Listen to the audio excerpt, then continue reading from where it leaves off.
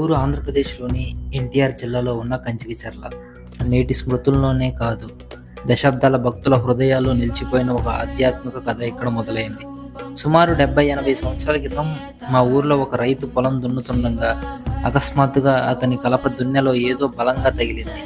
ఆశ్చర్యంతో ఆ మట్టిని తొలగించగా మెరుస్తున్న నాగేంద్ర స్వామివారి ప్రతిమ బయటపడింది. అదే రాత్రి ఆశ్చర్యకరమైన విషయం జరిగింది.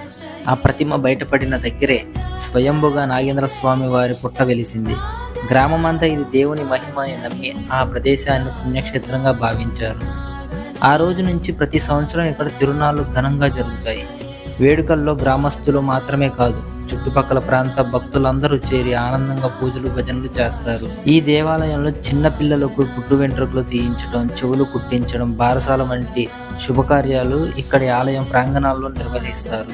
ఎందుకంటే ఇక్కడ చేసిన శుభకార్యాలు పిల్లలకు ఆరోగ్యం, మంచి భవిష్యత్తును ఇస్తాయని ప్రజలు గాఢంగా విశ్వసిస్తారు. ఈ నాగేంద్ర స్వామి వారి కథ కేవలం ఒక పురాతన సంఘటన కాదు, ఇది మన గ్రామం ఆశీర్వాదం. ప్రతి భక్తుడి హృదయాల్లో నిత్యం వినిపించే ఒక దివ్యమైన నమ్మకం. మా కంచికిచర్లోని ఒక్కసారి మీరు వచ్చి ఆ పుణ్య పుట్టను దర్శిస్తే మీకు ఆ దైవకరణ అనుభూతి అవుతుంది.